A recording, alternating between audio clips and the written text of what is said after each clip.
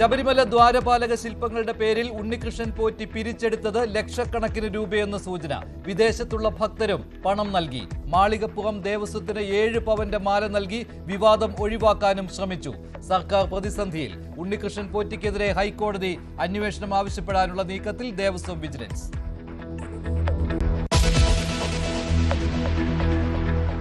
സർക്കാരിനെ പിന്തുണച്ച NSSന്റെ മനം മാറ്റാൻ ശ്രമങ്ങൾ തുടർന്ന് കോൺഗ്രസ് നേതാക്കൾ. പെരുന്നയിലെത്തി സുകുമാരൻ നായരെ കണ്ട് തിരുവഞ്ചൂർ രാധാകൃഷ്ണൻ. കൂടിക്കാഴ്ച പാർട്ടി പറഞ്ഞിട്ടല്ലെന്ന് VD സതീശൻ. സൗഹൃദ സന്ദർശനമെന്ന് സണ്ണി ജോസഫ്. സുകുമാരൻ നായർക്ക് പിന്തുണയുമായി തിരുവനന്തപുരം ശ്രീവരാഹത്ത് ഫ്ലക്സ് ബോർഡ്.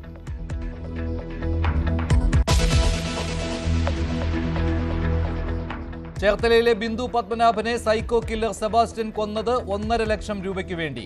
ബിന്ദുവിന് പണം നൽകിയത് സെബാസ്റ്റ്യന്റെ സുഹൃത്ത് സതീശൻ. നിർണായക വിവരം പുറത്തുവിട്ട് ന്യൂസ് 18.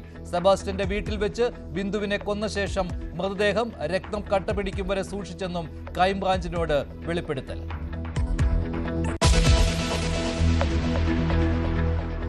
ദുരന്തത്തിൽ കലാശിച്ച വിജയുടെ കരൂർ റാലിയിൽ ജില്ലാ സെക്രട്ടറിക്ക് പിന്നാലെ കൂടുതൽ VTK നേതാക്കൾ അറസ്റ്റിലാകും. വിജയ്ക്കെതിരെ ഉടൻ നടപടി ഉണ്ടാകില്ല. DMK നേതാവ് സെന്തിൽ ബാലാജിയുടെ പേരെഴുതി വെച്ച് TVK ബ്രാഞ്ച് സെക്രട്ടറി ആത്മഹത്യ ചെയ്തു.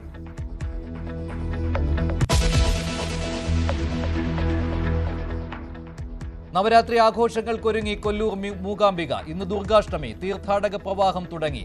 സമഗ്ര കവറേജുമായി ന്യൂസ് 18 സംഘം.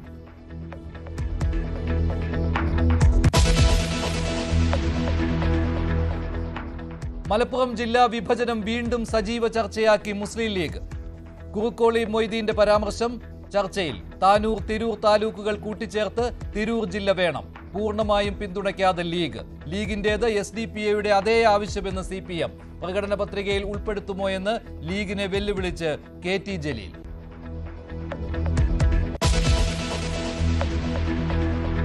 ഡൊണാൾഡ് ട്രംപ് ബെഞ്ചമിൻ നെതന്യാഹു കൂടിക്കാഴ്ചയ്ക്ക് പിന്നാലെ ഗാസ യുദ്ധം തീർക്കാൻ സമാധാന പദ്ധതിയുമായി വൈറ്റ് ഹൌസ്. അംഗീകരിച്ച് ഇസ്രായേൽ. ഹമാസ് അനുസരിച്ചില്ലെങ്കിൽ ഇസ്രായേൽ ജോലി പൂർത്തിയാക്കുമെന്ന് താക്കീത്. ദോഹയിലെ ആക്രമണത്തിന് ക്ഷമാപണം നടത്തി നെതന്യാഹു.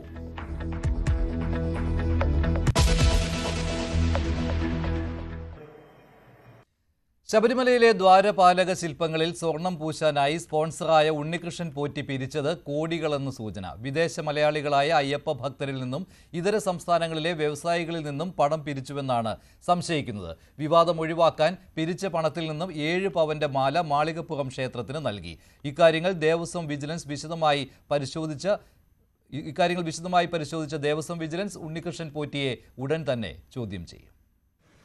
ശബരിമലയിൽ കാണിക്കയിൽ ലഭിക്കുന്ന വിലപ്പെട്ട വസ്തുക്കൾക്ക് 99 മുതൽ കൃത്യമായ കണക്ക് സൂക്ഷിക്കുന്നില്ല എന്ന ഹൈക്കോടതിയുടെ നേരത്തെ പരാമർശം ദേവസ്വം ബോർഡിനും സർക്കാരിനും വലിയ തിരിച്ചടിയാണ് ഉണ്ടാക്കിയിട്ടുള്ളത്. കാരണം ഇത്രയധികം വിലപിടിപ്പുള്ള സാധനങ്ങൾ ലഭിക്കുമ്പോൾ കൃത്യമായി അത് എന്ത് ലഭിച്ചാലും ഹസർ രേഖപ്പെടുത്തി സ്ട്രോങ് റൂമിൽ സൂക്ഷിക്കണമെന്നുള്ളതാണ് തിരുവിതാംകൂർ ദേവസ്വം ബോർഡിന്റെ ചട്ടങ്ങളിൽ പറയുന്നത്. പക്ഷേ അതിന് വിരുദ്ധമായി അവിടെ സാധനങ്ങൾ സൂക്ഷിക്കുന്നുണ്ട്. കൃത്യമായ കണക്കില്ല.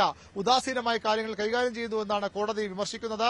അത് വലിയ തിരിച്ചടി ദേവസ്വം ബോർഡിന് ഉണ്ടാക്കിയിട്ടുണ്ട്. പ്രത്യേകിച്ച് അവിടെ ദ്വാരപാലക ശില്പത്തിലെ സ്വർണ്ണപ്പാളികൾ കാണാതെ പോയി എന്ന വിവാദം കോടതിയുടെ പരിഗണനയിൽ പോയി നിൽക്കുന്ന സമയത്ത് ഇതുകൂടി വന്നത് സർക്കാരിനും ദേവസ്വം ബോർഡിനെയും അക്ഷരാർത്ഥത്തിൽ പ്രതിസന്ധിയിലാക്കുന്നുണ്ട്. മറ്റൊരു പ്രധാനപ്പെട്ട കാര്യമുള്ളത് ഈ സ്വർണ്ണപ്പാളികൾ ദ്വാരപാലക ശില്പത്തിലെ സ്വർണ്ണപ്പാളികൾ കടത്തിക്കൊണ്ടുപോയ സംഭവത്തിൽ കാണാതെ പോയ സംഭവത്തിൽ അത്തരമൊരു പരാതി താൻ നൽകിയ പീഠങ്ങൾ അവിടെ കാണാനെന്ന് പരാതി നൽകിയ ഹൈക്കോടതി അറിയിച്ച ഉണ്ണികൃഷ്ണൻ പോറ്റിയുടെ ഇടപാടുകളിലാണ് ഇപ്പോൾ ദേവസ്വം ബോർഡ് കൂടുതൽ സംശയങ്ങൾ ഉന്നയിക്കുന്നത്. ഇയാൾ വലിയ തുക ഈ സ്വർണ്ണപ്പാളികൾ പൂശാൻ എന്ന പേരിൽ വലിയ തുക പിരിച്ചെടുത്തതായ വിവരം കൂടി ദേവസ്വം ബോർഡിന് ലഭിച്ചിട്ടുണ്ടെന്നാണ് നമുക്ക് മനസ്സിലാക്കാൻ കഴിയുന്നത്. നമുക്ക് ലഭിക്കുന്ന കൃത്യമായ സൂചനകൾ ആ രീതിയിലാണ്.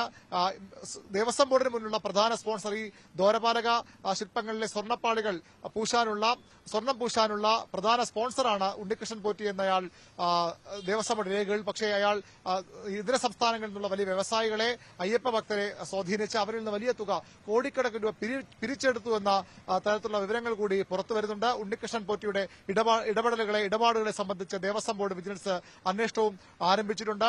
ഈ വിവാദം വന്ന ശേഷം പിരിച്ചെടുത്ത പണം കൊണ്ട് ചില നിർദ്ധന യുവതികൾക്ക് വിവാഹം നടത്താനുള്ള ഒരു നിർദ്ദേശം ദേവസ്വം ബോർഡ് മുമ്പാകെ ഉണ്ണികൃഷ്ണൻ പോറ്റി സമർപ്പിച്ചിരുന്നു. ദേവസ്വം ബോർഡ് അത് തള്ളിക്കളഞ്ഞു. 7 പവന്റെ ഒരു മാല ദേവസ്വം ബോർഡിനെ അറിയിക്കാതെ മാളികപ്പുറം ക്ഷേത്രം നൽകാൻ ഇയാൾ ശ്രമിച്ചു എന്നതരത്തിലുള്ള വിവരങ്ങളും ദേവസ്വം ബോർഡിന് ലഭിച്ചിട്ടുണ്ട്. ഏതായാലും ഉണ്ണികൃഷ്ണൻ പോറ്റിക്കെതിരെ ദേവസ്വം വിജിലൻസ് അന്വേഷണം ആരംഭിച്ചിട്ടുണ്ട്. അതേസമയം തന്നെ ഇയാൾക്കെതിരെ കൂടുതൽ നിയമ നടപടിക്ക് ദേവസ്വം ബോർഡ് ആലോചിക്കുന്നുമുണ്ട്. അത് ഈ കോടതിയിൽ നടക്കുന്ന കേസിന്റെ തുടർ നടപടിയുടെ ഭാഗമായി അത്തരം നടപടികളിൽ കടക്കും. അതേസമയം തന്നെ ഈ അയ്യപ്പന്റെ സ്വത്ത്, അയ്യപ്പന്റെ കാണിക്കകൾ കൃത്യമായ കണക്കില്ലാതെ സൂക്ഷിക്കുന്നുവെന്ന കോടതി പരാമർശത്തിന്റെ അടിസ്ഥാനത്തിൽ ദേവസ്വം ബോർഡ് പ്രസിഡന്റ് രാജിവെക്കണമെന്ന ആവശ്യവുമായി ബിജെപിയും അതുപോലെ തന്നെ കോൺഗ്രസും ഒക്കെ രംഗത്തെത്തിയതും സർക്കാരിനെയും ദേവസ്വം ബോർഡിനെയും സമ്മർദ്ദത്തിലാക്കുന്നുണ്ട്. ശബരിമല വിഷയത്തിൽ സർക്കാർ അനുകൂല നിലപാട് സ്വീകരിച്ച NSS ജനറൽ സെക്രട്ടറി സുകുമാരൻ നായരെ അഭിനന്ദിച്ച് ഫ്ലക്സ് ബോർഡ്. തിരുവനന്തപുരം ശ്രീവരാഹം സമുദായ സംരക്ഷണ സമിതിയുടെ പേരിലാണ് ബോർഡ് വന്നിരിക്കുന്നത്. സുകുമാരൻ നായരുടേത് ധീരമായ നിലപാടെന്ന് ഫ്ലക്സിൽ പറയുന്നുണ്ട്. നേരത്തെ സുകുമാരൻ നായരുടെ നിലപാടിനെതിരെ വിവിധയിടങ്ങളിൽ വിമർശനവുമായി ഫ്ലക്സുകൾ സ്ഥാപിച്ചിരുന്നു. NSS general secretary G. Sukumaran നായരുടെ നിലപാടിൽ പ്രതിഷേധിച്ച് NSS നെയ്യാറ്റിൻകര താലൂക്ക് യൂണിയൻ ഓഫീസിന് മുന്നിൽ നാമജപ പ്രതിഷേധം. കഴിഞ്ഞ ദിവസം കളത്തറയ്ക്കൽ കരയോഗത്തിന് മുന്നിലും മാണിനാട് കരയോഗം ഓഫീസിന് മുന്നിലും ജനറൽ സെക്രട്ടറിയുടെ കോലം കത്തിച്ചിരുന്നു. കളത്തറയ്ക്കൽ കരയോഗം അംഗമായ ശിവരാജൻ കഴിഞ്ഞ ദിവസം രാജിവെച്ചിരുന്നു. അതേസമയം പ്രതിഷേധവുമായി രംഗത്തെത്തുന്നത് കരയോഗ ഭാരവാഹികളല്ലെന്ന് NSS taluk union chairman Hariharan പറഞ്ഞു.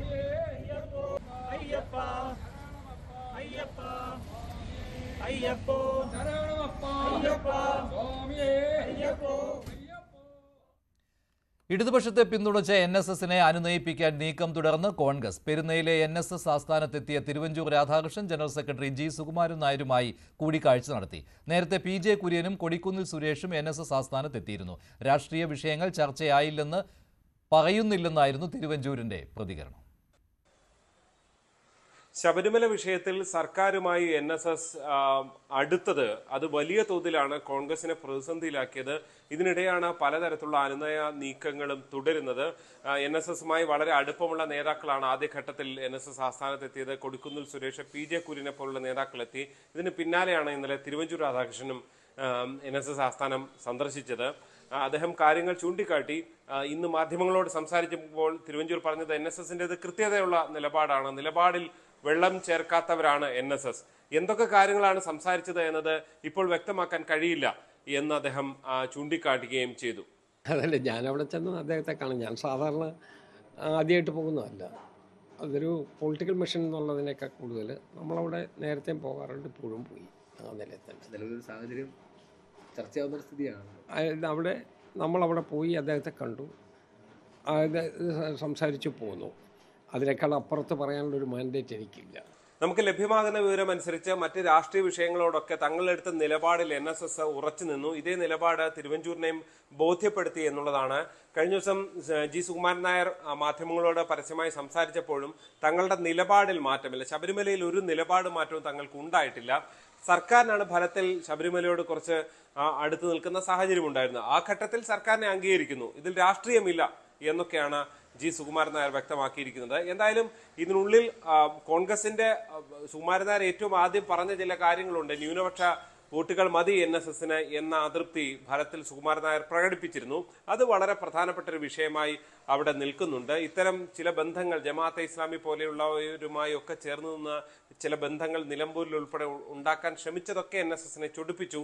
ഇതിന് പിന്നാലെയാണ് സർക്കാരിന്റെ ഒരു നിലപാട് മാറ്റം കൂടി ശബരിമല വിഷയത്തിൽ ഉണ്ടായത് എന്നതും NSS ഫലത്തിൽ പരിഗണനയോടെ കണ്ടു എന്ന് വേണം മനസ്സിലാക്കാൻ. എന്തായാലും ഒരു കാര്യം ഉറപ്പാണ്, പല നേതാക്കളും മാറി മാറി പോകുമ്പോഴും ആരും ഈ വിഷയം പറയാൻ വരണ്ട എന്ന് G. സുകുമാരൻ നായർ നേരത്തെ തന്നെ പറഞ്ഞതാണ്. അതുകൊണ്ട് തന്നെ ഈ വിഷയത്തിൽ കോൺഗ്രസിന് ഫലത്തിൽ അനുകൂലമായ എന്തെങ്കിലും ഒരു നിലപാടിലേക്ക് NSS ഇനിയും എത്തിയിട്ടില്ല എന്നുള്ളതാണ് അവിടെ ശ്രദ്ധേയമായി നിൽക്കുന്നത്. തെരഞ്ഞെടുപ്പ് അടുത്തിരിക്കെ മലപ്പുറം ജില്ലാ വിഭജനമെന്ന ആവശ്യമുയർത്തി മുസ്ലിം ലീഗ് MLA താനൂർ, തിരൂരങ്ങാടി, പൊന്നാനി താലൂക്കുകൾ ഉൾപ്പെടുത്തി തീരദേശ ജില്ല രൂപീകരിക്കണമെന്ന ആവശ്യവുമായി തിരൂർ MLA കുറുക്കോളി മൊയ്തീനാണ് രംഗത്തെത്തിയത്. ജനസംഖ്യാനുപാതികമായി വികസനം സാധ്യമാകണമെങ്കിൽ ജില്ലാ വിഭജനം അനിവാര്യമാണെന്നാണ് മൊയ്തീന്റെ നിലപാട്. എന്നാൽ ഈ ആവശ്യത്തോട് മുസ്ലിം ലീഗ് യോജിച്ചിട്ടില്ല. UDFന്റെ തെരഞ്ഞെടുപ്പ് പ്രകടന പത്രികയിൽ ഈ ആവശ്യം ഉന്നയിക്കുമോ എന്നാണ് KT ജലീലിന്റെ വെല്ലുവിളി.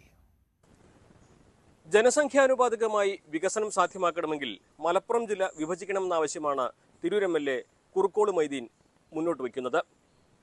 ഇതാദ്യമായിട്ടല്ല ഈ ഒരു ആവശ്യം പറയുന്നതെന്നും 1993 മലപ്പുറം ജില്ലയുടെ 25ാം വാർഷിക സമ്മേളനം മുതൽ ഇത്തരത്തിലൊരാവശ്യം മുന്നോട്ട് വയ്ക്കുന്നതാണെന്നും അദ്ദേഹം വ്യക്തമാക്കുന്നുണ്ട്. തിരൂർ കേന്ദ്രീകരിച്ച് തീരദേശ മേഖലകൾ ഉൾപ്പെടുത്തി പൊന്നാനിയും തിരൂരങ്ങാടിയും ഉൾപ്പെടുത്തിക്കൊണ്ടുള്ള ഒരു ജില്ല എന്നൊരാവശ്യമാണ് അദ്ദേഹത്തിൻ്റെതായിട്ട് അദ്ദേഹം മുന്നോട്ട് വയ്ക്കുന്നത്. ഇത് ഉണ്ടായാൽ മാത്രമാണ് ജനസംഖ്യാനുപാതികമായ വികസനം മലപ്പുറം ജില്ലയിൽ സാധ്യമാവുകയുള്ളൂ എന്നും അദ്ദേഹം വ്യക്തമാക്കുന്നു. മുമ്പ് ഞങ്ങളുടെ പാർട്ടി കമ്മിറ്റിയിൽ സംസ്ഥാന മുസ്ലിം ലീഗിന്റെ അധ്യക്ഷൻ സെയ്ദ് മുഹമ്മദ് അലി ശിഹാബ് തങ്ങൾ പ്രസിഡന്റായിരുന്ന സന്ദർഭത്തിൽ മലപ്പുറം ജില്ലയുടെ 25ാം വാർഷികം ഞങ്ങൾ ആഘോഷിച്ചു. മലപ്പുറത്ത് ഒരു വലിയ സമ്മേളനത്തിൽ അതിന് ഉദ്ഘാടനം ചെയ്തത് തങ്ങൾ തന്നെയായിരുന്നു. അന്ന് ഈ ആശയം ഞങ്ങൾ തങ്ങളുടെ സാന്നിധ്യത്തിൽ തന്നെ പറയുകയും അവിടെ തടിച്ചുകൂടിയ ഈ യുവജനങ്ങൾ ഒന്നിച്ച് യൂത്ത് ലീഗിന്റെ പ്രവർത്തകന്മാർ ഹർഷാഭാരത്തോടുകൂടി സ്വീകരിക്കുകയും ചെയ്തൊരു സംഗതിയാണിത്. പിന്നെ ഇതുമായി ബന്ധപ്പെട്ട് ഞങ്ങൾ കുറേ ചർച്ചകൾ നടത്തിയിട്ടുണ്ട്. 93-ലും ഈ ആശയം മുന്നോട്ട് വെക്കുന്ന ഒരു സംഘടന യൂത്ത് ലീഗാണ് എന്നാണ് എന്റെ അഭിപ്രായം. ഇത് ആന്റണി മുഖ്യമന്ത്രിയായപ്പോൾ അദ്ദേഹത്തിന് മുമ്പിലും ഈ വിഷയം ഞങ്ങൾ സമർപ്പിച്ചിട്ടുണ്ട്. ഇങ്ങനെ അപ്പൊ ഞങ്ങൾ പറഞ്ഞു, ഇപ്പൊ ഞങ്ങൾ ജില്ല ആവശ്യപ്പെടുന്നില്ല, ഭാവിയിൽ വേണം. എന്നാൽ ഈ വിഷയത്തിൽ മലപ്പുറം ജില്ല വിഭജിക്കുകയല്ല വേണ്ടത്, പാലക്കാടിന്റെയും മറ്റ് ജില്ലകളുടെയും ഭാഗമായിട്ടുള്ള പ്രദേശങ്ങൾ കൂട്ടിച്ചേർത്ത് പുതിയ ജില്ല രൂപീകരിക്കുന്ന ആവശ്യമാണ് നല്ലതെന്നാണ് മുൻ MLA CP മുഹമ്മദ് അഭിപ്രായപ്പെട്ടത്. അദ്ദേഹം MLA ആയിരിക്കുന്ന സമയത്ത് നിയമസഭയിൽ ഇത്തരം ഒരാവശ്യം മുന്നോട്ട് വയ്ക്കുകയും ചർച്ച നടത്തുകയും P. ശ്രീരാമകൃഷ്ണൻ MLA ആയിരുന്ന സമയത്ത് അദ്ദേഹവുമായി ഇക്കാര്യങ്ങൾ ചർച്ച ചെയ്യുകയും ഒക്കെ ചെയ്തതാണെന്നും വള്ളുവനാട് കേന്ദ്രീകരിച്ച് പാലക്കാടിന്റെയും മലപ്പുറത്തിന്റെയും പ്രദേശങ്ങൾ കൂട്ടിച്ചേർത്ത് വള്ളുവനാട് എന്ന ഒരു പുതിയ ജില്ലയാണ്, അല്ലെങ്കിൽ ആ പഴയ വള്ളുവനാടൻ സംസ്കാരത്തിന്റെ ഒരു കൂടിച്ചേർക്കലാണ് വേണ്ടതെന്നാണ് അദ്ദേഹം അഭിപ്രായപ്പെട്ടത്. ഞാൻ ഈ കാര്യം നിയമസഭയിൽ ഉന്നയിച്ചതാണ്. മലപ്പുറം ജില്ലയുടെ പുനർവിഭജനമല്ല വേണ്ടത്, ജില്ലകളുടെ മൊത്തം പുനർവിഭജന വേണ്ടത്. കേരളത്തിലെ കാസർഗോഡ് 5 നിയോജക മണ്ഡലങ്ങളാണ്, വയനാട് 3 നിയോജക മണ്ഡലമാണ്, ഇടുക്കിയിൽ 5 നിയോജക മണ്ഡലമാണ്. അതേസമയത്ത് മലപ്പുറത്ത് 16ഉം പാലക്കാട് 12ഉം കോഴിക്കോടും ഒക്കെ ജില്ലകൾ കൂടുതലാണ്. അതുകൊണ്ട് പാലക്കാട് ജില്ലയും മലപ്പുറം ജില്ലയും കൂടിച്ചേർത്ത് ഒരു പുതിയ ജില്ല കൊണ്ടുവരലാണ് അതിന്റെ ന്യായം. എന്നാൽ ഇത്തരത്തിലൊരു ആവശ്യം പ്രകടന പത്രിക ഉൾപ്പെടുത്താൻ ധൈര്യമുണ്ടോ എന്നായിരുന്നു KT ജലീലിന്റെ ചോദ്യം. ഇത് വിഭജനമല്ല വികസനം കൊണ്ടുവരുന്നതിന്റെ അടിസ്ഥാനമെന്ന ഇടതുപക്ഷത്തിന്റെ നയം, അതിന്റെ തുടർച്ചയായിട്ട് തന്നെയായിരുന്നു ജലീലിന്റെയും പ്രതികരണം. കോൺഗ്രസ് മലപ്പുറം ജില്ല വിഭജിച്ച് മറ്റൊരു ജില്ല ഉണ്ടാക്കുന്നതിനോട് എന്ത് നിലപാട് സ്വീകരിക്കും? UDFന്റെ വരാൻ പോകുന്ന നിയമസഭാ തെരഞ്ഞെടുപ്പിലെ പ്രകടന പത്രികയിൽ ആ ആവശ്യം മുസ്ലിം ലീഗ് ഉന്നയിക്കുമോ? ഇത്യാദി കാര്യങ്ങൾ വളരെ പ്രധാനമാണ്. ഏതെങ്കിലും ആളുകൾ നിരുത്തരവാദപരമായി ഒരു ജില്ല രൂപീകരിക്കണം എന്ന് പറയുമ്പോൾ അതിന്റെ കൂടെ പോകേണ്ടവരല്ല മുസ്ലിം ലീഗും മുസ്ലിം ലീഗിന്റെ MLAയും. എന്നാൽ മുസ്ലിം ലീഗ് നേതൃത്വം ഇതുവരെ ഇക്കാര്യത്തിൽ ഔദ്യോഗികമായി പ്രതികരിച്ചിട്ടില്ല. ഈ ഒരു വിഷയത്തിൽ കുഞ്ഞാലിക്കുട്ടിയുടെ പ്രതികരണം ഇപ്രകാരമായിരുന്നു. ഈ മലപ്പുറം ജില്ലാ രൂപീകരണം ആവശ്യമായിട്ട് മലപ്പുറം ജില്ല വിഭജിച്ച് തിരൂർ കേന്ദ്രീകരിച്ച് മറ്റൊരു ജില്ല രൂപീകരിക്കപ്പെടുമ്പോൾ സ്വാഭാവികമായിട്ടും അവിടെ മുസ്ലിം ആധിപത്യമുള്ള മേഖലകൾ കൂടുതലായിട്ട് വരുമെന്നതുകൊണ്ടാണ് ഇടതുപക്ഷവും BJPയും ഒക്കെ ഇക്കാര്യത്തിൽ പ്രതികരണം നടത്താത്തത്, അല്ലെങ്കിൽ അതിനെ എതിർക്കുന്നത് എന്നൊരു വിശദീകരണമാണ് മുസ്ലിം ലീഗിന്റെ ഭാഗത്തുനിന്നുള്ളത്. പക്ഷേ മുസ്ലിം ലീഗ് ഔദ്യോഗികമായിട്ട് ഇത് ആവശ്യപ്പെടാത്തത് തെരഞ്ഞെടുപ്പ് തൊട്ടടുത്ത് നിൽക്കെ ഇത്തരം ഒരു ആവശ്യം ഉന്നയിക്കുമ്പോൾ അതിനെതിരെ വരുന്ന വിമർശനങ്ങൾ ഭയന്നുകൊണ്ട് തന്നെയാണ്. നേരത്തെ SDPയും ഇതേ ആവശ്യം തന്നെ മുന്നോട്ട് വച്ചിരുന്നു, PV അൻവറും ഇതേ ആവശ്യം തന്നെയാണ് മുന്നോട്ട് വയ്ക്കുന്നത്. സ്വാഭാവികമായിട്ടും മലപ്പുറം ജില്ലയിലെ ജനസംഖ്യ മറ്റു ജില്ലകളേക്കാൾ കൂടുതലാണ് എന്നതൊരു വസ്തുതയാണെങ്കിൽ പോലും ഈ ഒരു ഘട്ടത്തിൽ വിഭജനം എന്നത് സാമുദായിക സമവാക്യങ്ങളിൽ വലിയ മാറ്റങ്ങൾ ഉണ്ടാക്കുമെന്നും അത് രാഷ്ട്രീയമായിട്ട് ഇത് മുന്നോട്ട് വയ്ക്കുന്നവർക്ക് ഒരുപക്ഷെ ദോഷം ചെയ്യുമെന്നും ഒരു വിലയിരുത്തലുണ്ട്. അതുകൊണ്ടാണ് ലീഗ് നേതൃത്വം ഇക്കാര്യത്തിൽ ഔദ്യോഗികമായിട്ട് ഇത് ഏറ്റെടുക്കാത്തത്, പ്രതികരിക്കാത്തത് എന്ന് വേണം കരുതുവാൻ. പക്ഷേ കുറുക്കോളി മൊയ്തീൻ MLA എന്ന നിലയിൽ തന്റെ അഭിപ്രായം ഇതാണ് എന്ന് വ്യക്തമാക്കുമ്പോൾ വരും ദിവസങ്ങളിൽ ഇതിനോടുള്ള പ്രതികരണങ്ങൾ എങ്ങനെയാകുമെന്നുള്ളതും ഈ ഒരു വിഷയം തെരഞ്ഞെടുപ്പിൽ ചർച്ചയാകുമോ എന്നുള്ളതുമൊക്കെ കണ്ടു തന്നെ അറിയേണ്ട കാര്യമാണ്. മലപ്പുറത്ത് നിന്നും CV അനുമോദ്, ന്യൂസ് 18. ചേർത്തല ബിന്ദു പത്മനാഭൻ കൊലക്കേസിൽ നിർണായക വിവരങ്ങൾ ന്യൂസ് 18. അമ്പലപ്പുഴയിലെ ഭൂമി വാങ്ങാനായി സുഹൃത്തായ സതീശൻ ബിന്ദുവിന് നൽകിയ അഡ്വാൻസ് തുകയായ 1.5 ലക്ഷം രൂപ കൈക്കലാക്കാനാണ് സെബാസ്റ്റ്യൻ കൊലപാതകം നടത്തിയതെന്നാണ് ക്രൈംബ്രാഞ്ചിന്റെ കണ്ടെത്തൽ. സംഭവ ദിവസം സെബാസ്റ്റ്യന്റെ വീട്ടിലായിരുന്നു ബിന്ദു താമസിച്ചിരുന്നതെന്ന് സതീശൻ നേരത്തെ ന്യൂസ് 18നോട് വെളിപ്പെടുത്തിയിരുന്നു.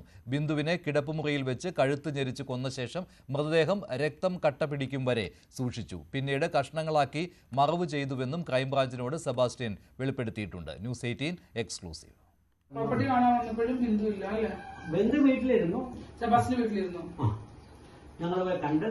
അന്നാ ഇതുപോലെ രജിസ്ട്രേഷൻ ഇല്ലല്ലോ സത്യം. അന്നല്ല, ബിന്ദു വീട്ടിലുണ്ടെന്ന് സെബാസ്റ്റ്യൻ പറഞ്ഞതാണോ അതോ ചേട്ടൻ കണ്ടു? എന്റെ അടുത്ത് വന്നിട്ടല്ലേ അങ്ങോട്ട് പോയത്. ബിന്ദു പത്മനാഭൻ കേസിലെ ഏറ്റവും നിർണായകമായ വെളിപ്പെടുത്തലായിരുന്നു സതീശൻ ന്യൂസ് 18 നടത്തിയത്. ബിന്ദുവിന്റെ അമ്പലപ്പുഴയിലെ ഭൂമി വാങ്ങുന്നതിന് വേണ്ടി ബിന്ദു പത്മനാഭൻ അതിന്റെ വിൽപ്പന നടത്തുന്നതിന് വേണ്ടി തന്റെ മുന്നിൽ നേരിട്ട് വന്നു എന്നും തന്റെ ഹോട്ടലിന് മുന്നിൽ ലോഡ്ജ് മുറിക്ക് മുന്നിലെത്തി രേഖകൾ കൈമാറി എന്നുള്ളതായിരുന്നു നമ്മളോട് അന്ന് സതീശൻ വ്യക്തമാക്കിയത്. അതിനോടൊപ്പം തന്നെ അയാൾ ന്യൂസ് 18 പറഞ്ഞ ചില കാര്യങ്ങളുണ്ട്. അതായത് ഭൂമി വിൽപ്പനയുമായി ബന്ധപ്പെട്ട് പിറ്റേ ദിവസം സെബാസ്റ്റ്യന്റെ വീട്ടിലേക്ക് എത്തുമ്പോൾ ആ വീട്ടിൽ ബിന്ദു പത്മനാഭൻ ഉണ്ടായിരുന്നു എന്നുള്ളതാണ്.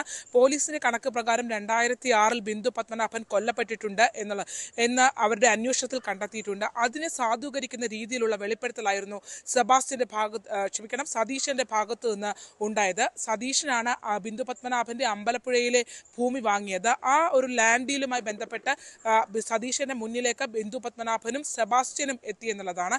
ഈ ഭൂമി കാണുന്നതിന്, അതായത് അമ്പലപ്പുഴയിലെ ഭൂമി കാണുന്നതിനായി പോകുന്നതിന്റെ തലേ ദിവസവും സെബാസ്റ്റ്യനും ബിന്ദുവും ഒന്നിച്ച് പള്ളിപ്പുറത്തെ വീട്ടിൽ താമസിച്ചിരുന്നു. പിറ്റേ ദിവസം അവിടെ ചെല്ലുമ്പോൾ, അതായത് ഭൂമി കാണാൻ പോകാനായി അവിടെ ചെല്ലുമ്പോഴും ബിന്ദു അവിടെ താമസമുണ്ടായിരുന്നു. അമ്പലപ്പുഴയിലെ ഭൂമി കാണാൻ പോയത് താനും ഒപ്പം തന്നെ സെബാസ്റ്റ്യനും ഒന്നിച്ചാണെന്നും സതീശൻ നമ്മളോട് വ്യക്തമാക്കിയിരുന്നു.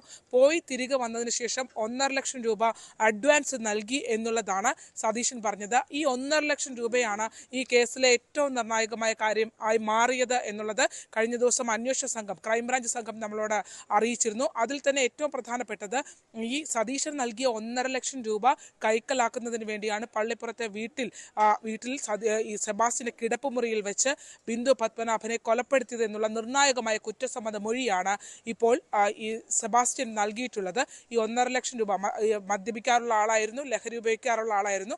ആ ബിന്ദുവിനെ ആ വീട്ടിൽ വെച്ച്, സെബാസ്റ്റ്യന്റെ വീട്ടിൽ വെച്ച് കഴുത്ത് ഞെരിച്ചാണ് കൊലപ്പെടുത്തിയത് എന്നുള്ളതാണ്. അതിനുശേഷം 1.5 ലക്ഷം രൂപ അയാൾ കൈക്കലാക്കി എന്ന് മാത്രമല്ല, ആ മൃതദേഹം ബോഡിയിൽ നിന്നും രക്തം കട്ട പിടിക്കുന്നത് വരെയുള്ള സമയം വരെ അവിടെ തന്നെ ഉപേക്ഷിച്ചു. അതിനുശേഷം ആ വീട്ടിൽ വെച്ച് തന്നെ പല കഷ്ണങ്ങളായി മുറിച്ച് സെബാസ്റ്റ്യന്റെ പള്ളിപ്പുറത്തെ വീടിന്റെ പിൻഭാഗത്ത് പല കുഴികളിലായി അയാൾ ഉപേക്ഷിച്ചു എന്നുള്ളതാണ് അയാൾ പറഞ്ഞത്.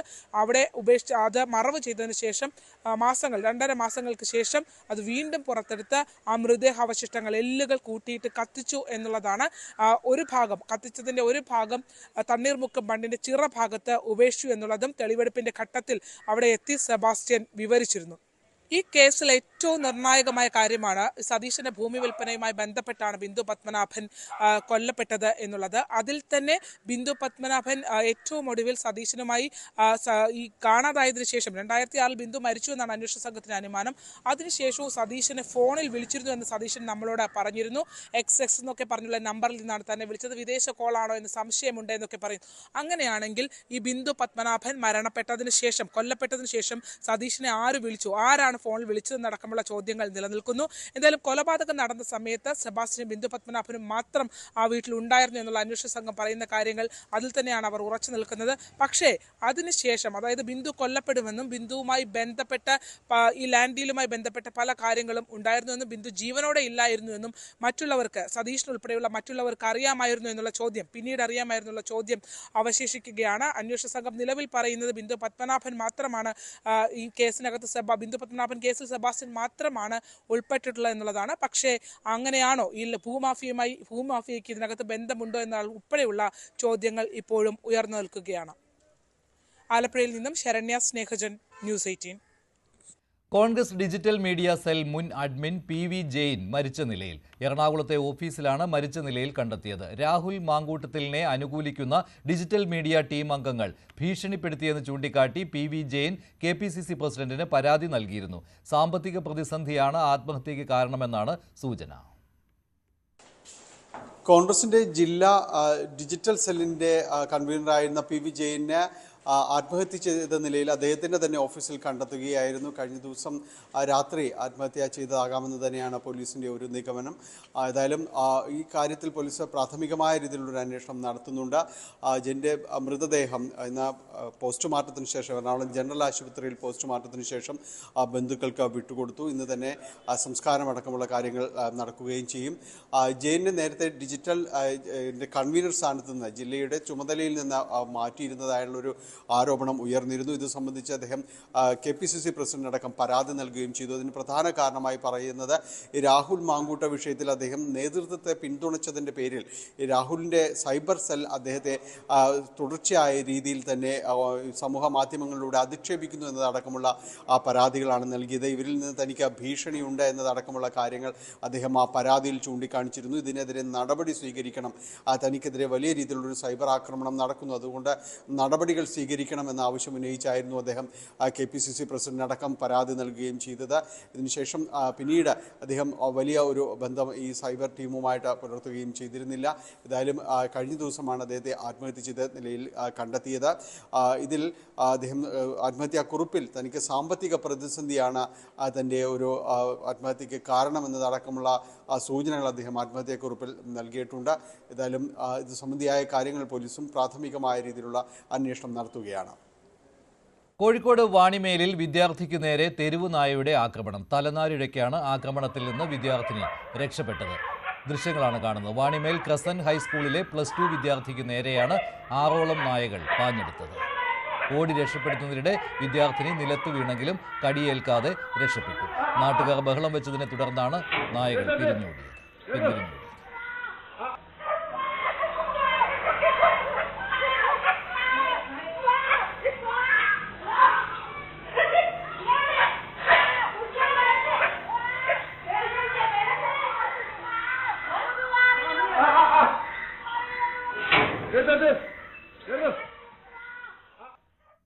ഗോവിന്ദചാമിയുടെ ജയിൽ ചാട്ടം അതീവ ഗൗരവതരമെന്ന് മുഖ്യമന്ത്രി പിണറായി വിജയൻ.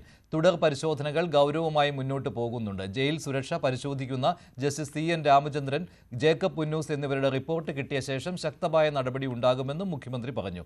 അട്ടക്കുളങ്ങര വനിതാ ജയിൽ പൂജപ്പുര സെൻട്രൽ ജയിലിലെ പ്രത്യേക ബ്ലോക്കിലേക്ക് മാറ്റും. പത്തനംതിട്ടയിൽ സെൻട്രൽ ജയിൽ സ്ഥാപിക്കുമെന്നും മുഖ്യമന്ത്രി നിയമസഭയെ അറിയിച്ചു.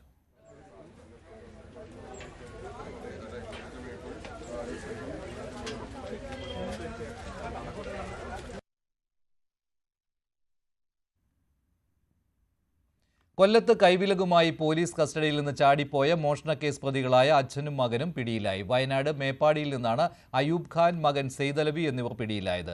28-ന് പുലർച്ചെ കൊല്ലം കടക്കൽ ചുണ്ടയിൽ വെച്ച് പ്രതികൾ പാലോട് പോലീസിന്റെ കസ്റ്റഡിയിൽ നിന്ന് രക്ഷപ്പെടുകയായിരുന്നു.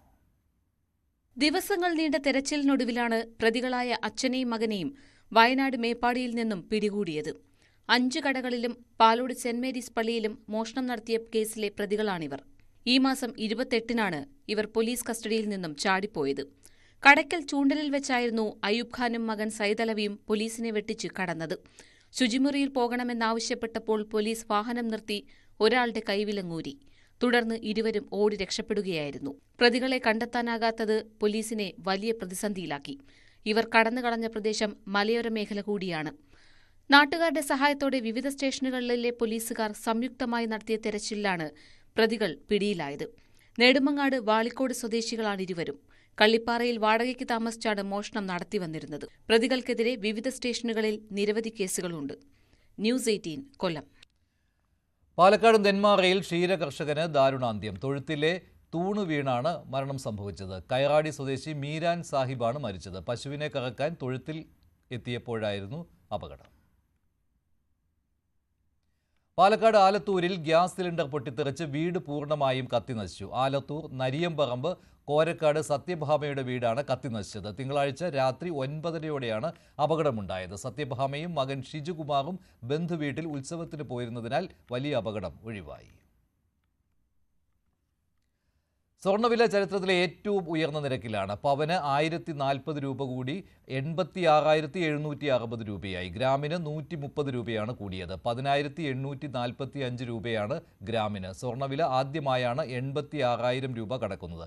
2 ദിവസത്തിനിടെ 2,080 രൂപയാണ് പവന് കൂടിയത്. ഇതോടെ ഒരു പവൻ സ്വർണം വാങ്ങാൻ 95,000 രൂപയോളം നൽകേണ്ടി വരും.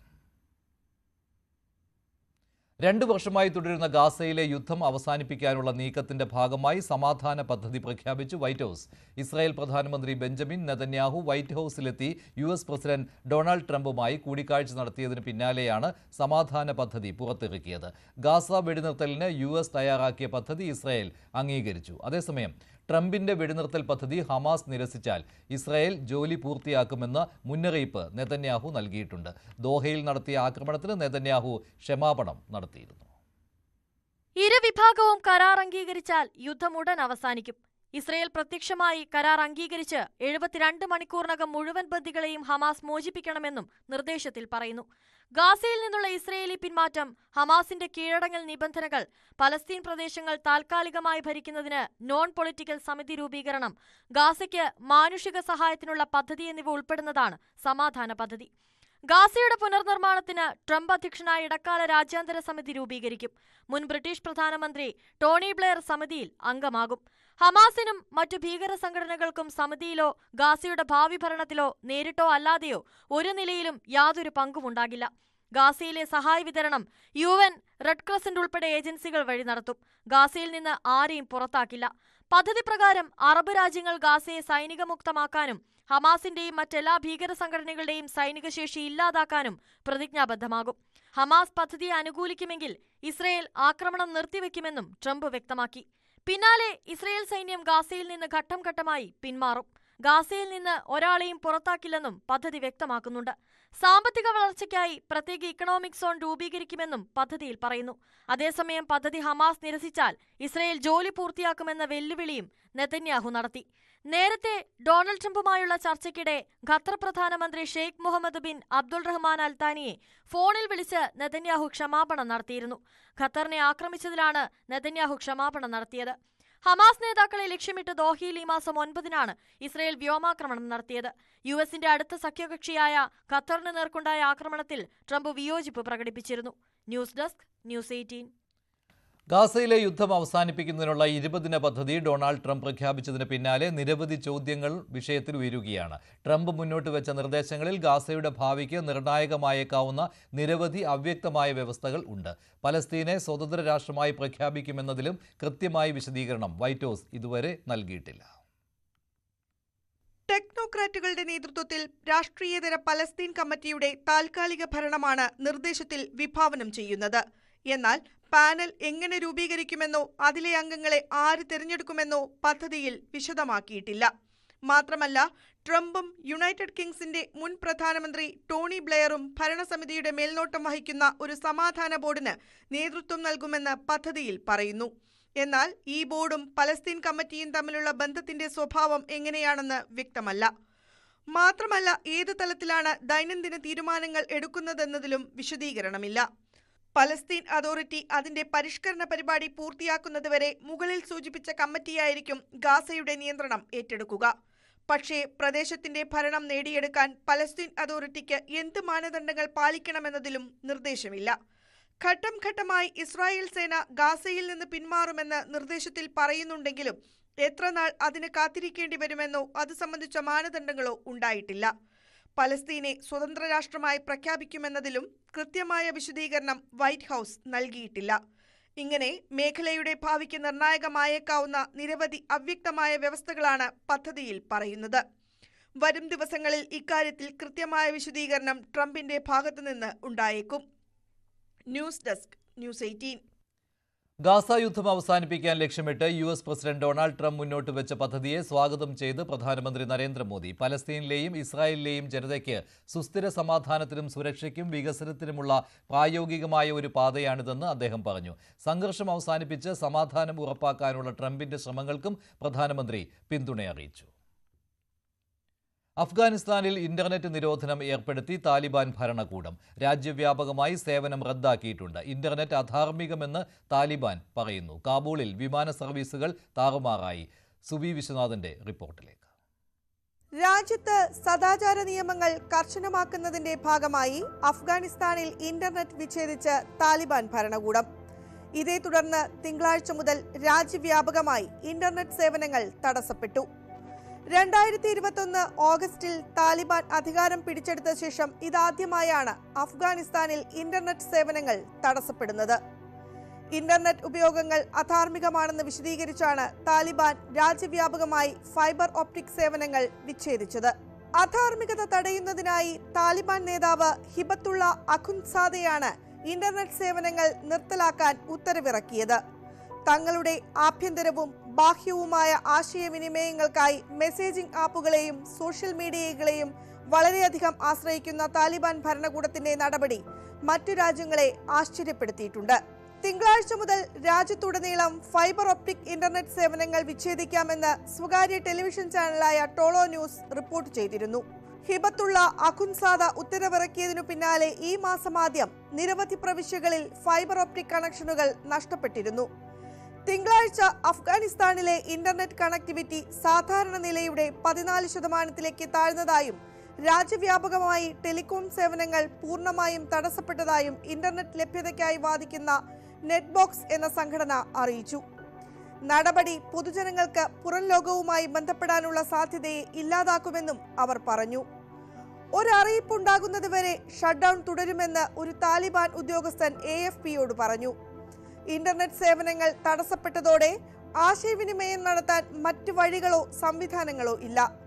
ബദൽ സംവിധാനം ഏർപ്പെടുത്തുമെന്ന് താലിബാൻ ഭരണകൂടം അറിയിച്ചിരുന്നുവെങ്കിലും അത് എന്താണെന്ന് വ്യക്തമാക്കിയിട്ടില്ല.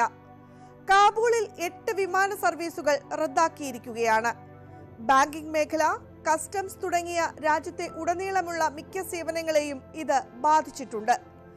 ടെലികോം അടിസ്ഥാന സൗകര്യങ്ങൾ പരിമിതമായ രാജ്യമാണ് അഫ്ഗാനിസ്ഥാൻ. ടെലിഫോൺ സേവനങ്ങൾ പലപ്പോഴും ഇന്റർനെറ്റ് വഴിയാണ് ലഭ്യമാക്കിയിരുന്നത്. കഴിഞ്ഞ ഏതാനും ആഴ്ചകളായി ഇന്റർനെറ്റ് സേവനങ്ങൾക്ക് വേഗത കുറഞ്ഞിരുന്നു. പലയിടത്തും ഇടയ്ക്കിടെ പ്രവർത്തനം നിലയ്ക്കുകയും ചെയ്തിരുന്നു. US പിന്തുണയോടെ താലിബാന് മുമ്പുണ്ടായിരുന്ന സർക്കാരുകൾ നിർമ്മിച്ച 9350 കിലോമീറ്റർ ദൈർഘ്യമുള്ള ഫൈബർ ഒപ്റ്റിക് ശൃംഖലയായിരുന്നു രാജ്യത്ത് ഉണ്ടായിരുന്നത്. അധികാരം തിരിച്ചുപിടിച്ചതിനു ശേഷം ഇസ്ലാമിക് ശരീഅത്ത് നിയമത്തെക്കുറിച്ചുള്ള തങ്ങളുടെ വ്യാഖ്യാനമനുസരിച്ച് താലിബാൻ നിരവധി നിയന്ത്രണങ്ങൾ ഏർപ്പെടുത്തിയിട്ടുണ്ട്. അതിന്റെ ഭാഗമാണ് ഇപ്പോഴത്തെ ഇന്റർനെറ്റ് റദ്ദാക്കലിലേക്ക് നയിച്ചത്.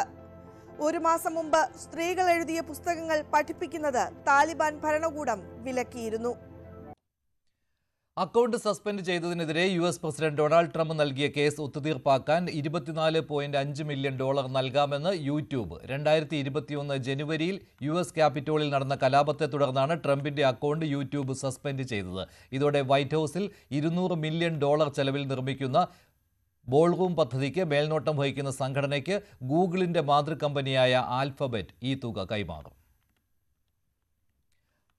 പാകിസ്ഥാൻ ബലൂചിസ്ഥാനിലെ കിഴക്കൻ ക്വറ്റയിൽ പാരാമിലിറ്ററി ആസ്ഥാനത്തുണ്ടായ ശക്തമായ സ്ഫോടനത്തിലും വെടിവെപ്പിലും 6 പേർ കൊല്ലപ്പെട്ടു, 19 പേർക്ക് പരിക്കേറ്റു. പ്രത്യേക സുരക്ഷാ മേഖലയായ ക്വറ്റയിലെ ഫോണ്ടിയർ കോർപ്സ് ആസ്ഥാനത്തിന് സമീപമാണ് സ്ഫോടനമുണ്ടായത്. സ്ഥലത്ത് അടിയന്തരാവസ്ഥ പ്രഖ്യാപിച്ചു. ബലൂജ് വിമോചന ആർമിയും പാകിസ്ഥാൻ പട്ടാളവുമായി നിരന്തരം ഏറ്റുമുട്ടൽ നടക്കുന്ന പ്രദേശമാണിത്. ഇപ്പോഴത്തെ സ്ഫോടനത്തിന് പിന്നിൽ ആരെന്ന് ഇതുവരെ ഔദ്യോഗിക സ്ഥിരീകരണം വന്നിട്ടില്ല.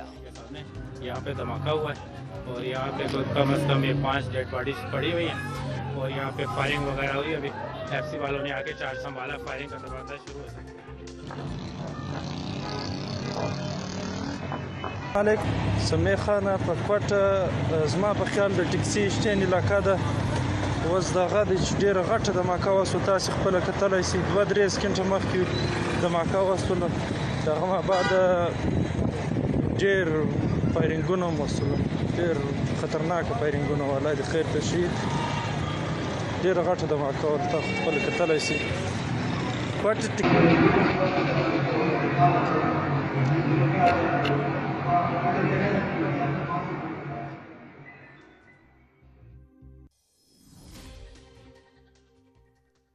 ഭക്തിസാന്ദ്രമാണ് മൂകാംബിക. നവരാത്രി ഉത്സവത്തോടനുബന്ധിച്ച് നിരവധി ഭക്തരാണ് മൂകാംബികയിലേക്ക് ഒഴുകിയെത്തുന്നത്. കൊല്ലൂർ മൂകാംബിക ക്ഷേത്രത്തിൽ നിന്ന് രഞ്ജിത് രാമചന്ദ്രനും ഭവ്യ പാർവതിയും ചേർന്ന് തയ്യാറാക്കിയ റിപ്പോർട്ടിലേക്ക്. നമസ്കാരം. നവരാത്രി നാളുകളാണ്. നവരാത്രി ദിനത്തിൽ ഏറ്റവും അധികം വൈശിഷ്ട്യമായ, ഏറ്റവും അധികം പരിപാവനമായ, ഏറ്റവും വലിയ അനുഗ്രഹീതമായ ഒരു സ്ഥലത്താണ് ഞങ്ങൾ ഇന്നുള്ളത്, അല്ലേ ഭവ്യ? അതെ, കൊല്ലൂർ മൂകാംബികയിലാണ്.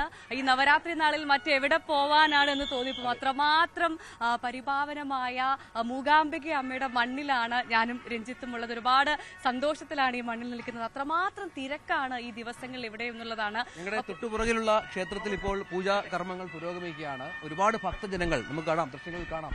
ഒരുപാട് ഭക്തജനങ്ങൾ ദേവിയെ കണ്ട് ഭക്ത സായുജ്യമടഞ്ഞ് മടങ്ങുന്ന കാഴ്ചകൾ കൂടിയുണ്ട് അല്ലേ? വലിയ തിരക്കാണ്. ഏറ്റവും കൂടുതൽ ഇവിടുത്തെ ഒരു പ്രത്യേകത എന്ന് പറയുന്നത് രഞ്ജിത്ത്, ഇത് കർണാടകയിലാണെങ്കിൽ പോലും ഇവിടേക്ക് എത്തുന്നത് ഏറ്റവും കൂടുതൽ മലയാളികളാണ് എന്നുള്ളൊരു പ്രത്യേകത കൂടിയുണ്ട്. നമുക്ക് ഈ ക്ഷേത്രത്തെക്കുറിച്ച്, മൂകാംബിക അമ്മയെക്കുറിച്ച് കൂടുതൽ അടുത്തറിയേണ്ടതുണ്ട്. അത് പറഞ്ഞു തരാൻ മറ്റാരെക്കാൾ നമുക്ക് അകലെ നിന്നുള്ള പരിചയമേ ഉള്ളൂ അല്ലെ, നമ്മൾ വന്ന് കണ്ടതേ ഉള്ളൂ. പക്ഷേ ഇതിനെക്കുറിച്ച് ഏറ്റവും അഗാധമായി അറിയാവുന്ന ഒരു വിശിഷ്ട വ്യക്തി തന്നെ നമ്മോടൊപ്പം. മൂകാംബികയെ കുറിച്ച് മറ്റാരേക്കാളും നമുക്ക് പറഞ്ഞു തരാൻ, അല്ലെങ്കിൽ മൂകാംബിക അമ്മയുടെ വിശേഷങ്ങൾ പറഞ്ഞു തരാൻ കഴിയുന്ന ഒരൊറ്റയാളേ ഉള്ളൂ. അത് മറ്റാരുമല്ല, ഇവിടുത്തെ ഈ ക്ഷേത്രത്തിലെ മുഖ്യ അർച്ചകനായ ശ്രീ സുബ്രഹ്മണ്യ അടികയാണ്. അദ്ദേഹം നമുക്കൊപ്പം ചേരുകയാണ് ന്യൂസ് 18-നൊപ്പം. ഞാനൊക്കെ ഒരുപാട് ആദ്യമായിട്ടാണ് ഇവിടെ വരുന്നത്. പലതവണ നമ്മൾ വരാൻ ആഗ്രഹിച്ചിരുന്നു, പലതവണ ടിക്കറ്റ് ബുക്ക് ചെയ്തു, പക്ഷെ നടന്നില്ല. ശരിക്കും അമ്മ വിളിച്ചാൽ മാത്രമാണല്ലേ, ദൈവം വിളിച്ചാൽ മാത്രമേ ഇവിടെ വരാൻ പറ്റുള്ളൂ. അങ്ങനെ ഒരു കാര്യമുണ്ട്. തീർച്ചയായിട്ടും എന്താന്നാല് എപ്പോ അമ്മയ്ക്ക് മക്കളെ കാണണമെന്ന് തോന്നണം, അപ്പോൾ ആണ് നമുക്ക് അമ്മേനെ കാണാൻ സാധിക്കുന്നത്. അങ്ങനെ ഒരു ദൈവസങ്കല്പം ഉണ്ടാവും, ഒരു അമ്മയുടെ ഒരു നിശ്ചയം ഉണ്ടാവും. ഇന്ന ആള് ഈ സമയത്തിൽ ഈ ദിവസം എന്നെ തൊഴണമെന്ന്, ആ സമയത്തിലെ തൊഴാൻ പറ്റുള്ളൂ. ആ ഒരു അമ്മയുടെ ഒരു ശക്തിയാണ്. അത് വലിയ പ്രത്യേകതയാണ് ഈ അമ്പലം. തീർച്ചയായിട്ടും മലയാളികളാണല്ലോ ഒരുപാട് പേര്. മലയാളികളുടെ ഒരു ശരിക്കും കൂടുതൽ ഇവിടെ വന്ന് നമ്മൾ കാണുന്നത് മലയാളികളെ. അതെ. അത് എന്തുകൊണ്ടാണ് അവർക്ക് അങ്ങനെ ഒരു പ്രത്യേക ചൈതന്യമുള്ള ദേവി, മലയാളികൾക്ക് വളരെ പ്രിയപ്പെട്ട ദേവിയായി മാറുന്നത്? തീർച്ചയായിട്ടും എന്താണെന്നാൽ ഇത് താപസ മന്വന്തരത്തിൽ ഈ ഉദ്ഭവ ജ്യോതിർമയ മിഥുനലിംഗം ഉദ്ഭവമായാലും ആ ഉദ്ഭവമായ ലിംഗം ദർശിക്കാൻ തൊഴാനായിട്ട് ആദിശങ്കര ഭഗവത്പാദർ ഒരു ദർശനാർത്ഥിയായിട്ട് ഇവിടെ വന്നു. തൊഴുതിട്ട് ആ ലിംഗത്തിൽ ഉള്ള ആ ശക്തിയെ ആദിശങ്കർ അതിൻ്റെ മുകളിൽ ശ്രീചക്ര യന്ത്രം എഴുതി പ്രതിഷ്ഠാപിച്ചു. അപ്പോൾ ആദിശങ്കര ഭഗവത്പാദറുടെ ജന്മസ്ഥലം കേരളമാണ്. അപ്പോൾ കേരളത്തിൻ്റെ ഗുരു, ജഗദ്ഗുരുവായിട്ട് അദ്ദേഹം പ്രതിഷ്ഠാപിച്ച ദേവിയായതുകൊണ്ട് അവിടെയുള്ള ഭക്തർക്ക് ഒരു കുലദേവിയ പോലെയാണ്. അതുകൊണ്ടാണ് കൂടുതൽ മലയാളികൾ വന്നിട്ട് ഇവിടെ തൊഴുന്നതും. ഏകദേശം ഒരു 80%, 75% മലയാളികളാണ്. മറ്റേ തമിഴ്നാട് വരും, ആന്ധ്രക്കാർ വരും, കർണാടക ഓബ്വിയസ്ലി കർണാടകത്തിൽ നിന്ന് വരും. തിരുമേനി നന്നായിട്ട് മലയാളം പറയുന്നുണ്ടല്ലോ, ഇവിടെ വന്ന് പഠിച്ചതാണോ? അതല്ല, നമുക്ക് പഠിച്ചതൊന്നുമല്ല, അങ്ങനെ കേട്ട് മലയാളമായിട്ടാണ് ഏറ്റവും കൂടുതൽ. അതെ. അതിനെക്കൊണ്ട് മലയാളം ഇവിടെ സാധാരണ എല്ലാവർക്കും അറിയുന്ന ഭാഷയാണ്. ഇപ്പോ നമ്മൾ കേട്ടിട്ടുണ്ട് അമ്മ ആദിപരാശക്തിയാണ്, ഒരുപാട് പ്രത്യേകതയുള്ള ദേവിയാണ്, വിളിച്ചാ വിളിപ്പുറത്താണെന്നൊക്കെയാണ് ഭക്തര് പറയുന്നത്. തിരുമേനിക്ക് എന്തെങ്കിലും ഒരു ഓർമ്മ, അത്തരത്തിലൊരു ഓർമ്മ പങ്കുവെക്കാനുണ്ടോ? ഒരുപാട് അനുഭവങ്ങൾ ഉണ്ടാകും. ഞങ്ങളോട് പറയാൻ പറ്റുന്ന ഒരു കാര്യം എന്ന് പറഞ്ഞാൽ എന്നാൽ ഒരു ദേവിയുടെ നിയുക്തി എന്താന്നാൽ നമ്മളുടെ നമുക്ക് വേണ്ട പോലെ ദേവിയുടെ ചിത്തം ഉണ്ടാവില്ല. ദേവിയുടെ ചിത്തം എന്താന്ന് നമുക്ക് മനസ്സിലാക്കാൻ പാടാണ്. അത് ബ്രഹ്മാദികൾക്കും മനസ്സിലാക്കാനായിട്ടില്ല. ഹരിഹര വിരിഞ്ചാദിഭിരപി പ്രണന്തും സ്തോത്തും വ കഥമകൃത പുണ്യ പ്രഭവത്യം. ഹരിഹര ബ്രഹ്മാദികൾക്കും ദേവിനെ പൂജിക്കാനായിട്ടില്ല. ദേവിയുടെ ചിത്തം എന്താന്ന് മനസ്സിലാക്കാനായിട്ടില്ല. ശങ്കര ഭഗവത്പാദരുടെ പോലെ മഹാഗുരുക്കും ആയിട്ടില്ല. അപ്പോൾ ദേവിയുടെ ചിത്തം ഇപ്പോൾ നമ്മൾ ജീവിതത്തിൽ വിചാരിക്കും, നമ്മൾ എത്ര ആളുകളെ കണ്ടിട്ടുണ്ട്, എത്ര ഏകദേശം ചെറിയ വയസ്സ് കൊണ്ട് കണ്ടിട്ടുണ്ട്. എത്ര ആൾ നമ്മളുടെ അടുത്ത് വന്നിട്ട് നമുക്ക് ഇന്നത് ആയിട്ടില്ല, ഇത് നടത്തി തരണോ ദേവി. അപ്പോൾ നമ്മൾ ഇങ്ങനെ അതിൻ്റെ ഒരു വഴിപാട് ഇങ്ങനെ ചെയ്തോളൂ, അഥവാ നിങ്ങൾക്ക് ഒന്നും ചെയ്യാനായിട്ടില്ലെങ്കിൽ പ്രാർത്ഥിച്ചാൽ മതി. അത് ആ വർഷത്തിൻ്റെ സത്യ നോക്കൂ, ഇത് പ്രമാണ ഘണ്ട എന്നാണ്. ഈ ഘണ്ട അടിച്ചാൽ നമ്മൾ ആ സമയത്തിൽ എന്ത് നമ്മളുടെ മനസ്സിൽ വരുമോ എന്ത് നമ്മൾ പറയുമോ അത് സത്യാവും. അമ്മയുടെ ഒരു ശകുനാണ്. അതിൻ്റെ കൂടെ നമ്മളുടെ ഭക്തി, പിന്നെ അതിൻ്റെ കൂടെ നമ്മൾ എങ്ങനെ ദേവിയെ വിളിക്കുമോ അതാണ് ദേവി കേൾക്കുന്നത്. നമ്മളുടെ വിളി എങ്ങനെയുണ്ട്, അതിൽ ഭക്തി എങ്ങനെയുണ്ട്, അതിൻ്റെ ആ ഭക്തിയുടെ കാഠിന്യം എങ്ങനെയുണ്ട്. എന്നാൽ നമുക്ക് എത്ര ഭക്തിയുണ്ട് ദേവിയുടെ കൂടെ, ദേവിയായിട്ട് എത്ര ഭക്തിയുണ്ട്, ആ ഭക്തിക്ക് അനുസരിച്ചിട്ടാണ് ഫലം കിട്ടുന്നത്. ഇപ്പോൾ ഞാൻ വന്നു തൊഴുതു പോയി, എനക്കൊന്നും ആയിട്ടില്ല, അങ്ങനെ എത്രയോ ആളുകൾ പറയാം ചിലപ്പോൾ. പക്ഷേ ഭക്തി ഉണ്ടായിട്ട് ഭക്തിയോടുകൂടി ഒരാൾ അവിടെ ഇരുന്ന ദേവിയുടെ മുമ്പിൽ ഒരു സെക്കൻഡെങ്കിലും എന്നാൽ അത് 100% നടക്കും. ചോറ്റാനിക്കര പവിഴമല്ലിത്തറയിൽ മേളപ്രമാണിയായി 12ാം തവണയും നടൻ ജയറാം എത്തി. നവരാത്രി ഉത്സവത്തോടനുബന്ധിച്ച് 111 മേളവാദ്യ കലാകാരന്മാർക്കൊപ്പമാണ് ചോറ്റാനിക്കര ക്ഷേത്രത്തിലെ മൂലസ്ഥാനമായ പവിഴമല്ലിത്തറയിൽ ജയറാം കൊട്ടിക്കയറിയത്.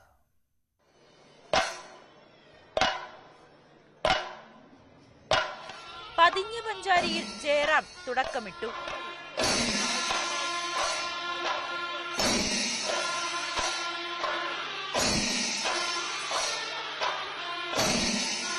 ഇടവും വലവും ഗുരുവും മേളകുലപതിയുമായ ശങ്കരൻകുട്ടിമാരാരുടെ മക്കളായ ശ്രീരാജും ശ്രീകാന്തും.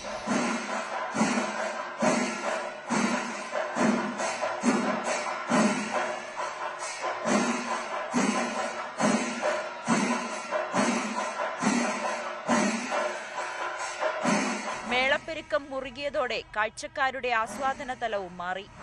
ചോറ്റാനിക്കരയിലെ പവിഴമല്ലിത്തറ പ്രായഭേദമന്യേ മേളാസ്വാദകരാൽ നിറഞ്ഞു. ഇക്കാലം അത്രയും ചോറ്റാനിക്കര അമ്മയ്ക്ക് മുന്നിൽ മേളപ്രമാണിയാകാൻ കഴിഞ്ഞത് ഭാഗ്യമെന്ന് നടൻ ജയറാം. ഒരുപാട് സന്തോഷം, അഭിമാനം. ഞാൻ എന്തൊക്കെയാണ് വാക്കുകൾ എനിക്കറിയില്ല പറയാൻ. 12ാമത്തെ പ്രാവശ്യം ഒരു മേള പ്രമാണി സ്ഥാനത്ത് നിന്നുകൊണ്ട് ചോറ്റാനിക്കര അമ്മയുടെ നടയിൽ ഈ പവിഴമല്ലിയുടെ ചോട്ടിൽ നിൽക്കാൻ കഴിയുമെന്ന് സ്വപ്നത്തിൽ പോലും ഞാൻ വിചാരിച്ചിട്ടില്ല. അതൊരു വലിയ മഹാഭാഗ്യം. അതും 12ാമത്തെ പ്രാവശ്യമാണ് ഇപ്രാവശ്യം പവിഴമല്ലിത്തറ മേളവുമായിട്ട് ഈ നടയിൽ നിൽക്കുന്നത്. ന്യൂസ് 18 കൊച്ചി. പെരിയ ഇരട്ട കൊലപാതക കേസിൽ CBI കോടതി ഇരട്ട ജീവപര്യന്തം ശിക്ഷ വിധിച്ച CPM പ്രവർത്തകർക്ക് കൂട്ട പരോൾ. കേസിലെ 1ാം പ്രതി A. പീതാംബരൻ ഉൾപ്പെടെയുള്ള പ്രതികൾക്കാണ് പരോൾ നൽകിയത്. ക്രമസമാധാന പ്രശ്നം ചൂണ്ടിക്കാട്ടി പരോൾ നൽകരുതെന്ന് ബേക്കൽ പോലീസിന്റെ റിപ്പോർട്ട് നിലനിൽക്കെയാണ് ആഭ്യന്തര വകുപ്പിന്റെ ഈ തീരുമാനം. സർക്കാർ നടപടി നിയമവ്യവസ്ഥയോടുള്ള വെല്ലുവിളിയാണെന്ന് Kasaragod DCC president PK Faisal വിമർശിച്ചു.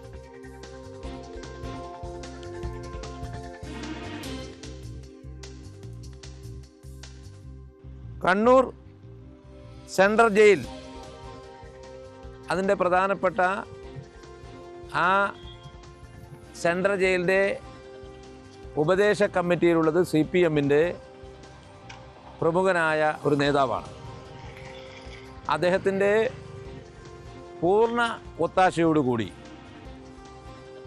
ഗവൺമെൻറ്റിൻ്റെ പൂർണ്ണ അറിവോടുകൂടി, ലോക്കൽ സ്റ്റേഷനുകളുടെ അഭിപ്രായങ്ങളെ എല്ലാം മറികടന്നുകൊണ്ടാണ് ഇന്നിപ്പോൾ തുടരെ കൂട്ടത്തോടെ ഇത്രയും മനുഷ്യ മനസാക്ഷിയെ ഞെട്ടിച്ച ഈ ക്രൂര കൊലപാതകത്തിൽ ജീവപര്യന്തം കഠിന തടവിന് ശിക്ഷിക്കപ്പെട്ട പ്രതികൾക്ക് പരോൾ അനുവദിക്കും. കൂടുതൽ വിവരങ്ങളുമായി KV ബൈജു ചേരുകയാണ്. ബൈജു, ഇതിനു മുൻപും ഇതേ കേസിലെ പ്രതികൾക്ക് 2 പ്രതികൾക്ക് പരോൾ അനുവദിച്ചപ്പോൾ യൂത്ത് കോൺഗ്രസിന് വലിയ പ്രതിഷേധമുണ്ടായിരുന്നു. ഇപ്പോൾ ഇത് TP കേസിലെ പോലെ തന്നെ സംഭവിക്കുകയാണല്ലോ.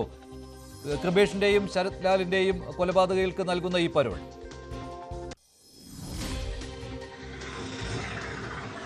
തീർച്ചയായും മഞ്ജുഷ, ഇപ്പോൾ ഏറ്റവും പുതുതായി ഇപ്പോൾ ഈ കേസിലെ 1ാം പ്രതി പീതാംബരന് തന്നെ പരോൾ അനുവദിച്ചിരിക്കുന്നു എന്നാണ് ഈ ഗൗരവം വർദ്ധിപ്പിക്കുന്നത്. അതായത് ഇന്നാണ് A. പീതാംബരന് ഇപ്പോൾ പരോൾ അനുവദിച്ചിരിക്കുന്നത്. 1 മാസത്തേക്കാണ് ഈ പരോൾ അനുവദിച്ചിരിക്കുന്നത്. കല്യോട്ട് ഉൾപ്പെടുന്ന, അതായത് ഈ കൊലപാതകം നടന്ന കല്യോട്ട് ഉൾപ്പെടുന്ന പ്രദേശത്ത് ബേക്കൽ പോലീസ് സ്റ്റേഷൻ പരിധിയിൽ പ്രവേശിക്കരുത് എന്ന ഒരു നിബന്ധന മാത്രമേ ഇപ്പോൾ ഈ ഒരു പരോളിന് ഉള്ളൂ. 1 മാസത്തേക്ക് ഇപ്പോൾ പരോൾ അനുവദിച്ചിരിക്കുന്നു. പീതാംബരൻ ഇപ്പോൾ കാസർഗോഡ് ജില്ലയിൽ എത്തിയിരിക്കുന്നു. ഇതിന് തൊട്ട് മുൻപ് 8ാം പ്രതി സുബീഷ് വെളുത്തോളിക്കും അതുപോലെ തന്നെ 4ാം പ്രതി കെ അനിൽകുമാറിനുമായിരുന്നു ആദ്യം പരോൾ അനുവദിച്ചിരുന്നത്. ഇവർ ജയിലിലേക്ക് തിരിച്ചുപോയതിന് തൊട്ടു പിന്നാലെ സജി സി ജോർജ്, അതായത് ഈ കേസിലെ 2ാം പ്രതി സജി സി ജോർജിനും 7ാം പ്രതി അശ്വിനും പരോൾ അനുവദിച്ചിരിക്കുന്നു. അത്തരത്തിൽ ഇനിയും 3ഓളം പേർ ഇപ്പോൾ ഈ പരോൾ അപേക്ഷ നൽകിയതായാണ് നമുക്ക് ലഭിക്കുന്ന വിവരം. ഇതിൽ ഏറ്റവും പ്രധാനം ഈ ബേക്കൽ പോലീസ് ഒരു റിപ്പോർട്ട് നൽകിയിരുന്നു. അതായത് ഈ പ്രതികളെ ഏതെങ്കിലും തരത്തിൽ ഇവർക്ക് പരോൾ അനുവദിക്കുന്നത് ഈ കല്യോട്ടും അതുപോലെ തന്നെ പെരിയ പ്രദേശങ്ങളിലും വലിയ ക്രമസമാധാന പ്രശ്നം ഉണ്ടാകാൻ സാധ്യതയുണ്ടെന്ന റിപ്പോർട്ട് നിലനിൽക്കെയാണ് ഈ പരോൾ അനുവദിച്ചിരിക്കുന്നത് എന്നാണ് ഇതിനെ ഗൗരവം വർദ്ധിപ്പിക്കുന്നത്.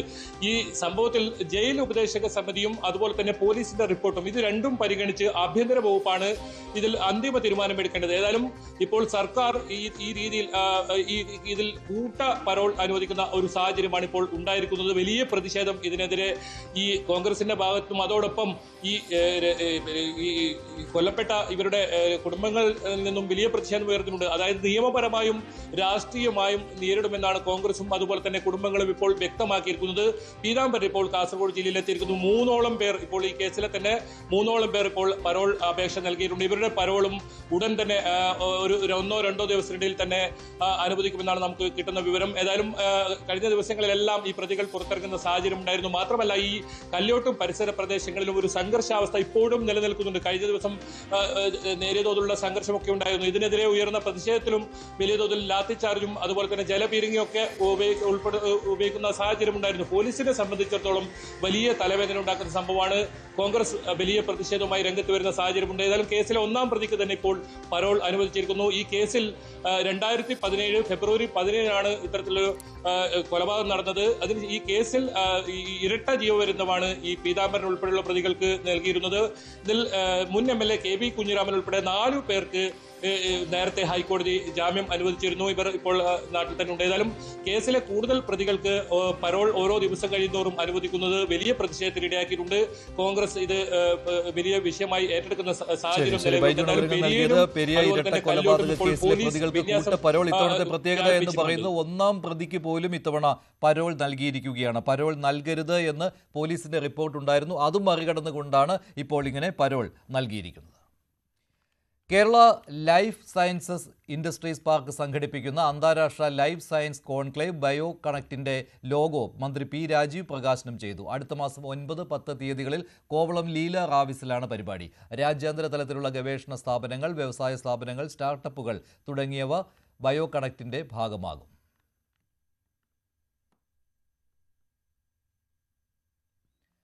ഇടവേളയ്ക്ക് ശേഷം സ്പോട്ട് ലൈവ്.